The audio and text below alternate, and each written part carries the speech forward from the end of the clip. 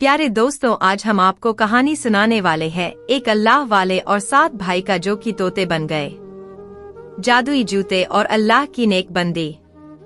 चलिए आपको सुनाते हैं फिर से एक बहुत ही अजीबो गरीब और दिल को रोशन कर देने वाला सबक आमोज वाकया। एक बार की बात है, एक लड़की अपने 7 भाइयों के साथ रहा करती थी।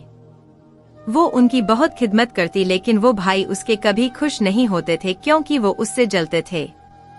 वो इतनी खूबसूरत थी कि गांव वाले उसकी बहुत तारीफ किया करते, और सिर्फ खूबसूरत ही नहीं, गरीबों की मदद करने वाले भी थी, यानी सबके काम आती थी। उसके भाई अपनी बहन से कहते, हम चाहते हैं कि तुम 7 पर्दों में रहो। वो बहन कहती, मैं तो किसी से बाहर नहीं मिलती और ना ही मेरी बुरी नजर है, तुम क्यों मुझ पर इतना जुल्म करते हो। वो भाई बोले, बस जो हम कहें तुम वही करो। एक दिन उसके भाई घर पर नहीं थे और पानी खत्म हो चुका था। उसने सोचा भाई घर आएंगे और पानी न हुआ तो वो बहुत मारेंगे। जब तक वो घर नहीं आते मैं उनके लिए पानी भरकर ले आती हूँ।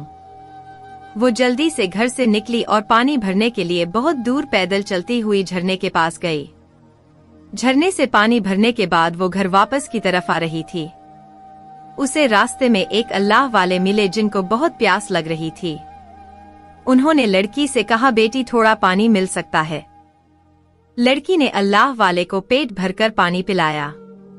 अल्लाह वाले ने उसे दुआएं दी और कहा, बेटी तुम खुश रहो और जो तुम्हारी ख्वाहिश है वो पूरी हो जाए। वो लड़की जब वहां से जाने लगी, उसको अपने भाइयों की फिक्र थी कि वो आने वाले होंगे और आज तो उसको मार जरूर पड़ेगी। यही कहती हुई वो वहां से जा रही थी। अल्लाह वाले ने कहा, बेटी घबराओ नहीं, तुम्हें परेशान होने की जरूरत नहीं। तुम ये जूते पहन लो जो तुम्हें आराम से अपने घर पहुंचा देंगे। उसको यकीन तो नहीं आया, लेकिन अल्लाह वाले की बात को उसने सुन लिया। कहा, ठीक है बाबा। उसे ऐसा लगा कि उन जूतों में कुछ ऐसी जान है कि वो बहुत ही कम वक्त में अल्लाह वाले के कहने पर अपने घर पहुंच गई थी, जैसे हवाओं में वो उड़ रही हो। उसके भाई अब तक घर नहीं आए थे। वो बहुत खुश थी कि अल्लाह वाले ने उसकी मदद की, वरना उसके भाई आज तो उसे जान से ही मार देते। पानी उसने मटके में डाला और खाना बनाने लगी। इसके बाद उसके भाई भी घर आ चुके थे। उन्होंने कहा, लगता है आज तो घर में अच्छा खाना बना है। वो खुशी खुशी खाना खा ही रहे थे, लेकिन उन लोगों को वैसे ही बहन पर गुस्सा निकालना था। एक भाई कहने लगा, तुमने तो खाने में इतना ज्यादा नमक कर दिया, तुम्हें खाना बनाना ही नहीं आता। उसने खाना उठाकर फेंक दिया और उसकी बेहुरमती कर रहा था। दूसरे भाई भी उसका साथ देने लगे। चीख कर उसको कहा, सही कहता है हमारा छोटा भाई, तुम तो दिल से खाना बनाते ही नहीं हो।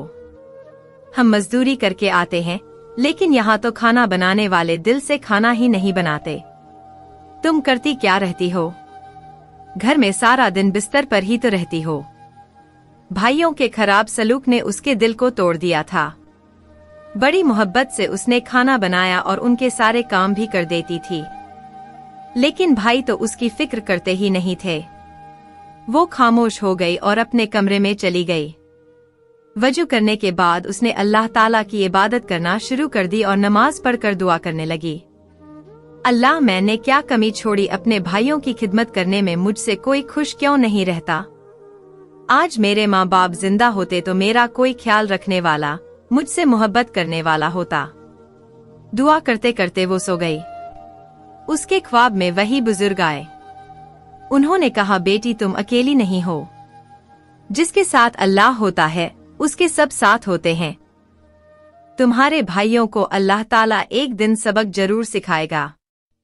बस तुम अल्लाह से दुआ करती रहो और जब भी कोई मुश्किल आए इन जादुई जूतों को पहन लेना, जो चाहोगी तुम्हें मिल जाएगा। एक तरफ नूरानी चेहरे वाले बुजुर्ग उसे देखे ही जा रहे थे और उस लड़की की तबीयत भी सीर हो गई। लेकिन उनके जाने के बाद उसे लगा कि कोई उसे मार रहा है, और ये कौन मार रहा था, उसे यकीन ही नहीं आया। ख्वाब सच्चा है या झूठा, या उसका वहम है। मारने वाला वहीं खड़ा था, उसका बड़ा भाई जो उसे मारकर कह रहा था, उठो और खाना बनाओ। खाने का सामान घर में मौजूद नहीं था। वो बेचारी रात को उठकर खाना क्या बनाती, उसे समझ नहीं आ रहा था। ख्वाब में जो अल्लाह वाले ने कहा था कि इन जादुई जूतों को मुश्किल घड़ी में इस्तेमाल करना, वो तुम्हारे काम आएंगे, वो बोली, मैं इस बात को आजमाती हूँ। फिर वह जूतों के पास गई। उसने कहा, तो क्या तुम अल्लाह की तरफ से दिए गए हो? तो क्या तुम मेरी मदद करोगे? ख्वाब में जो अल्लाह वाले ने कहा, क्या वही सच है? अभी वो ये सोच ही रही थी और जूतों में से आवाज आई, क्या ख्वाहिश है तुम्हारी? हमसे कहो, हम वो चीजें तुम्हें लाकर देंगे। उस लड़की ने कहा, मेरे भाई इस वक्त बहुत भूखे हैं, क्या उनके लिए खाने का बंदोबस्त आप कर सकते हो? आवाज आई, अब तुम हमें पहन लो और जिस तरह खाना बनाना चाहो बना सकती हो और तुम्हें पता भी नहीं चलेगा। उसने उन जूतों को पहन लिया और खाना बनाने लगी। उसे बिल्कुल महसूस नहीं हुआ, उसे बस ऐसा लग रहा था जैसे वो अपने घर में उड़ती फिर रही है। इसी तरह वो खाना भी ऐसे ही बन गया। उसके भाई अपने कमरे में थे, उनको पता ही नहीं चला। उसने भी वहीं से कहा, मैंने खाना बना लिया है, अब आइए और खाना खा लीजिए। भाइयों ने अब खाना खाया, इतना लजीज खाना। कहने लगे, इससे पहले इतना अच्छा खाना तो तुम कभी नहीं बनाया करती थी और इतनी जल्दी कैसे खाना बन गया? वो कुछ नहीं बोली। भाई खाने को मजे से खा रहे थे और सोने के लिए फिर चले गए। वो बड़ी हैरान थी, मैंने तो सिर्फ आजमाने के लिए कहा था। ये तो जूतों ने खाना ही बना दिया और दिल ही दिल में अल्लाह वाले को याद करने लगी। वो इतने अच्छे इंसान है, अगर आज मेरे वालिद जिंदा होते तो यकीनन उनके जैसे होते। उसके बाद वो सो गई। सुबह फजर में उसकी आंख खुली तो उसने देखा भाई तो अभी सो रहे हैं और उठने के बाद वो फौरन नाश्ता मांगेंगे। अब वो घर से बाहर जाती तो कोई भी भाई उठकर उसको अगर वहां मौजूद न पाता फिर से उसकी पिटाई हो जाती। उसने कहा, मैं क्या करूं? सामान घर में होता नहीं है और मेरे भाइयों को पेट भरकर खाना भी खाना होता है।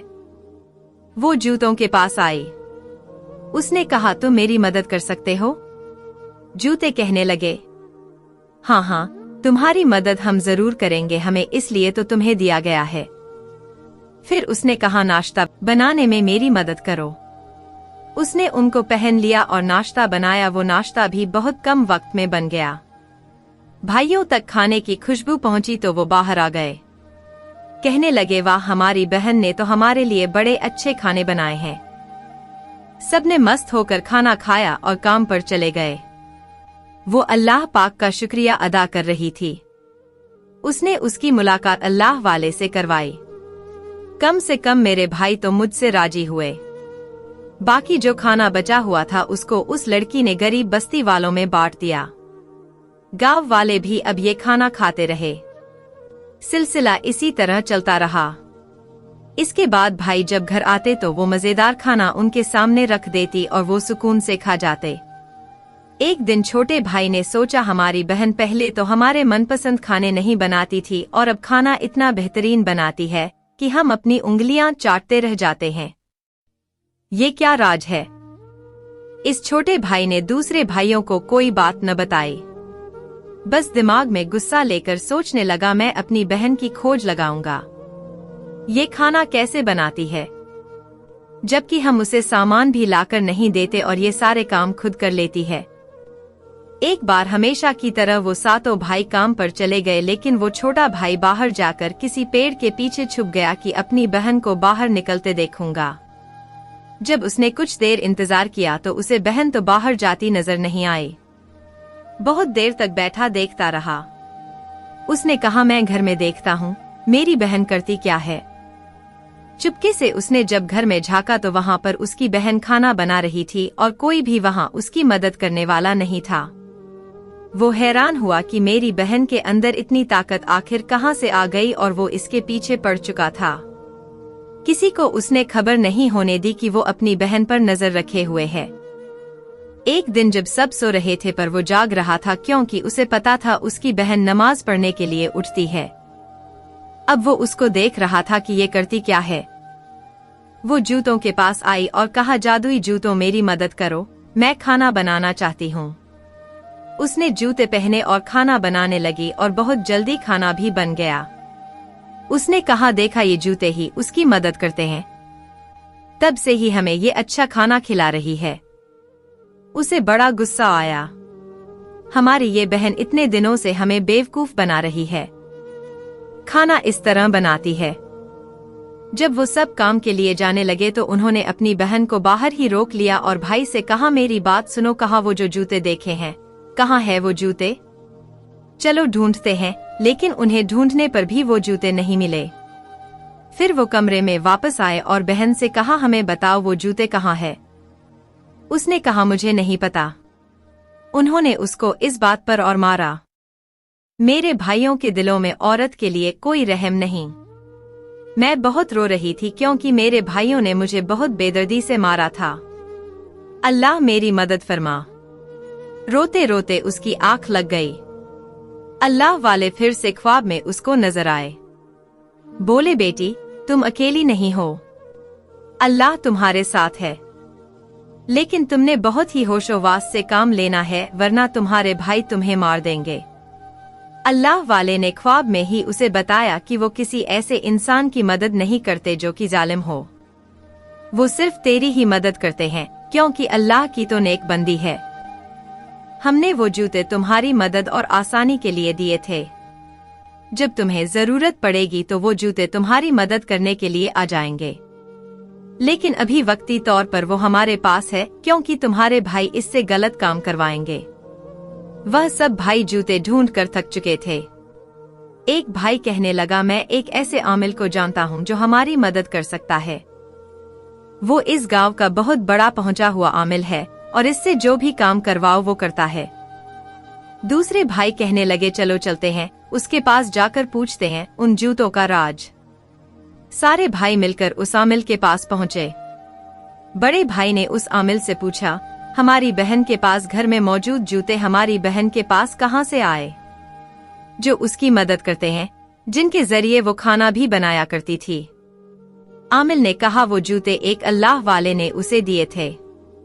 वो अल्लाह वाले जो उसे रास्ते में मिले थे जब वो पानी भरने के लिए झरने की तरफ जा रही थी, और फिर उस बूढ़े इंसान ने उसकी मदद की थी और तोहफे में वो जूते दिए थे। और जो जूते अभी उसके पास हैं, वो हमें कहाँ मिलेंगे?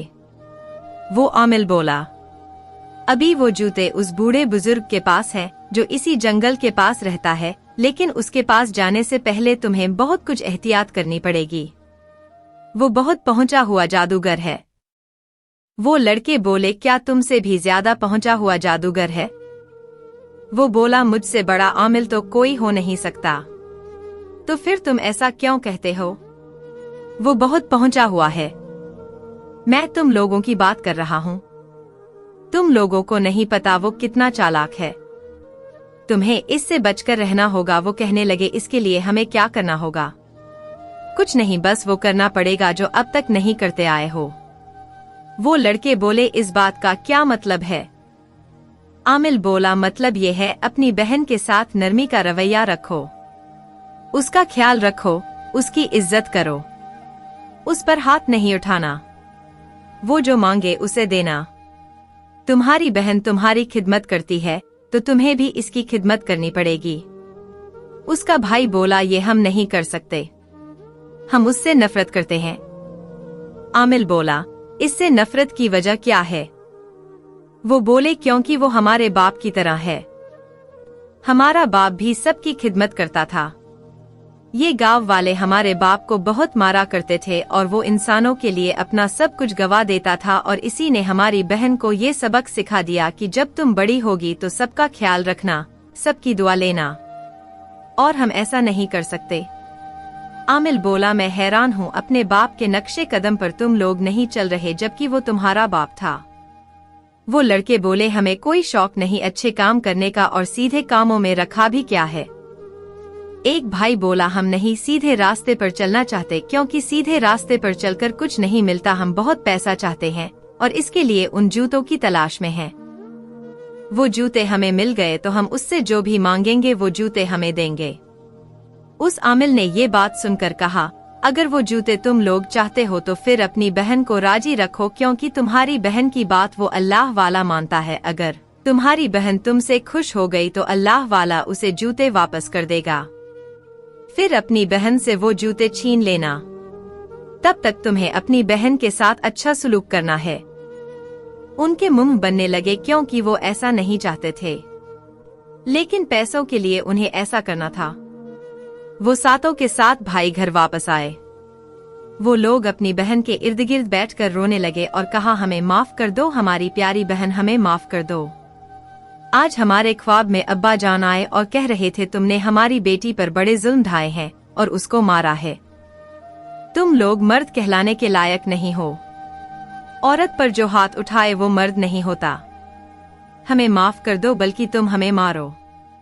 बहन हैरान थी कि मेरे भाइयों को क्या हो गया, रातों रात इतना कैसे बदल गए। कहीं मैंने जो दुआ मांगी थी उसका ये असर तो नहीं। वो भी सीधी सादी मोहब्बत करने वाली बहन थी, अल्लाह वालों के करीब थी, इसलिए उसके दिल में भाइयों की मोहब्बत फिर से आ गई। उसने कहा, बस मैं चाहती हूँ कि हम सब मिलकर रहें और एक दूसरे का साथ दें। भाइयों ने कहा, आज से तुम जो कहोगी वही होगा।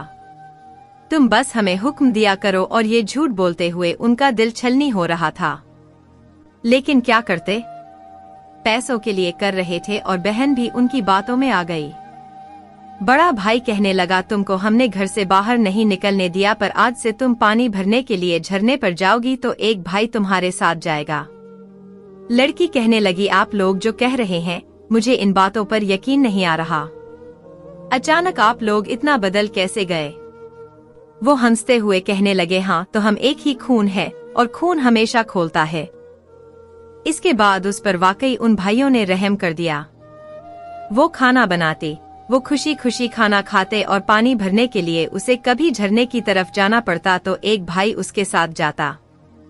वो भाई ये देखना चाहता था कि अल्लाह वाले कहाँ हैं। अगर वो रास्ते में मिलेंगे तो वो जूते के बारे में इसको जरूर बताएंगे।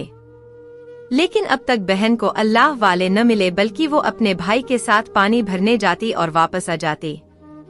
इतना खुश थी कि उसने भाइयों से कहा, मैं आज इस खुशी में तमाम गांव वालों को खाना खिलाना चाहती हूँ, क्या मैं ऐसा कर सकती हूँ? भाई बोले, हाँ क्यों नहीं, लेकिन इन सारे गांव वालों को खिलाने के लिए तुम्हें 1-2 डेग की जरूरत पड़ेगी, क्योंकि खाना तो कम पड़ जाएगा और इतनी बड़ी डेग तुम कैसे पकाओगी?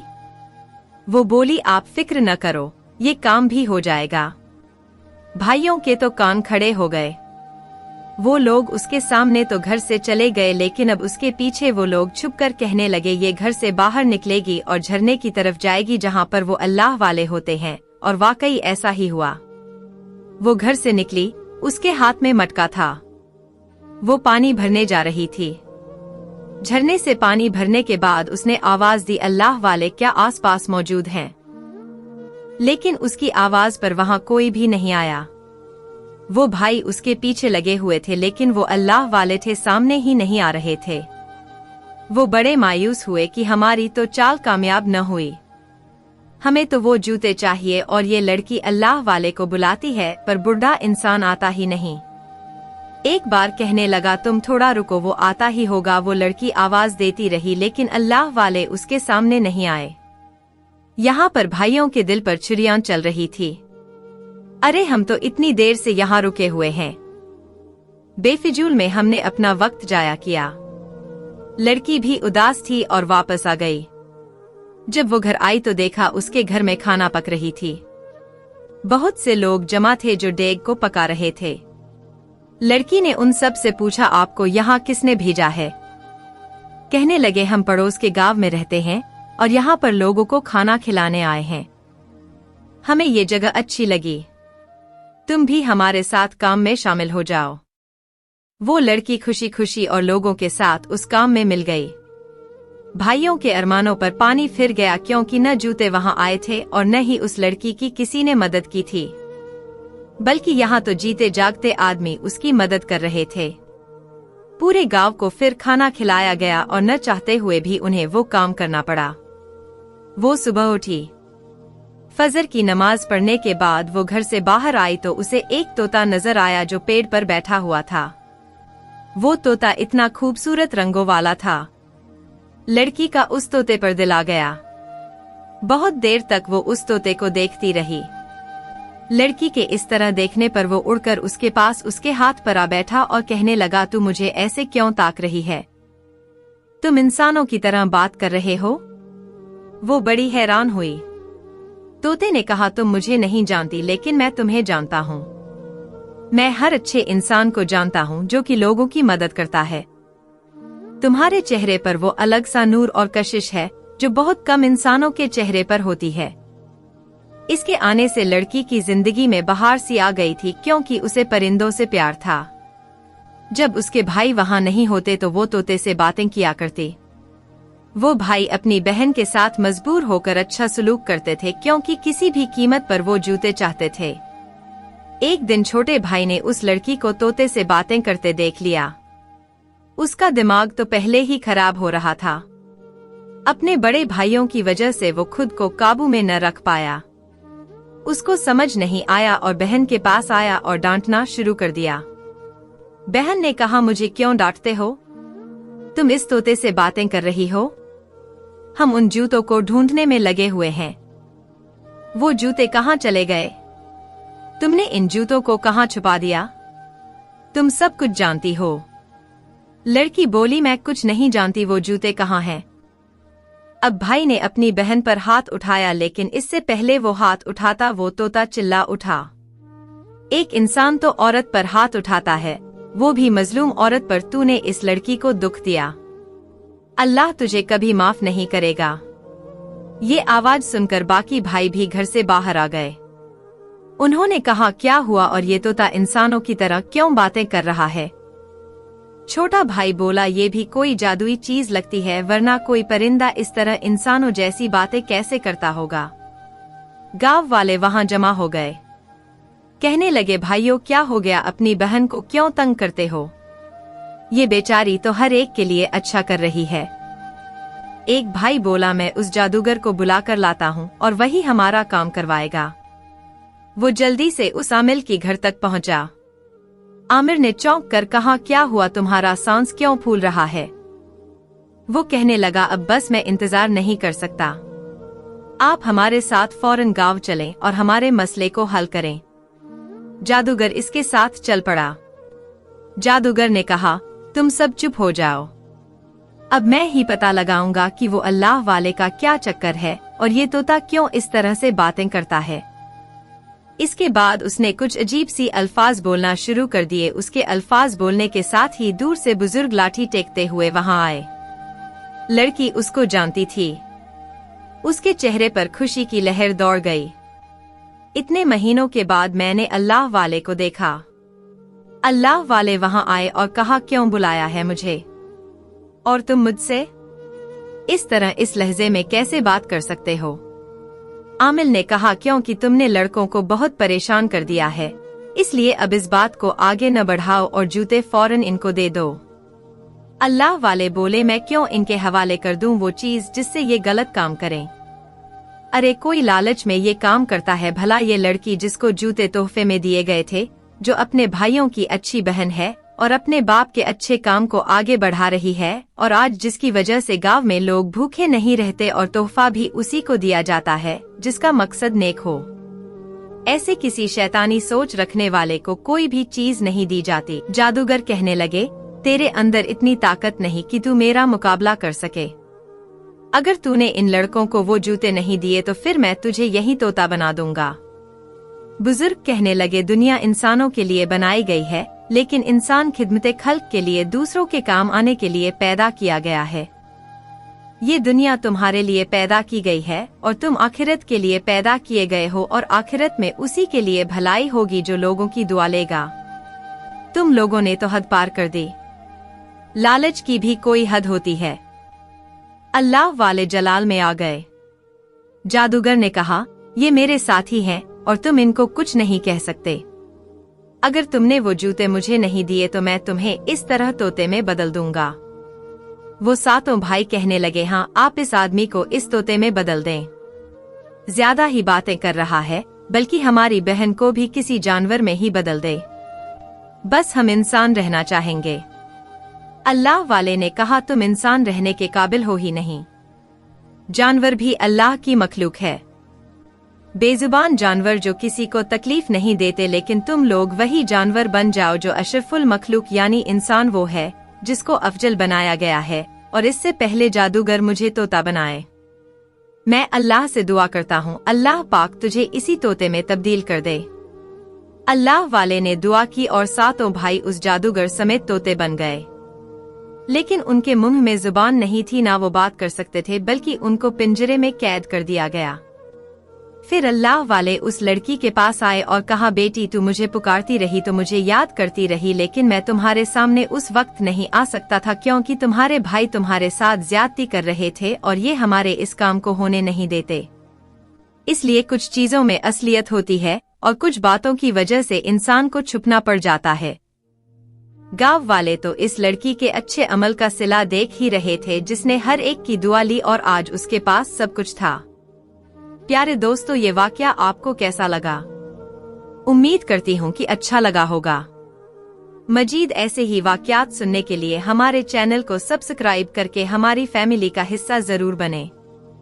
इस वीडियो को एक लाइक कर दे, क्योंकि लाइक करने से यूट्यूब इस वीडियो को और भी लोगों तक पहुंचाता है। आपकी वजह से कोई और भी इस कहानी को सुन सकेगा।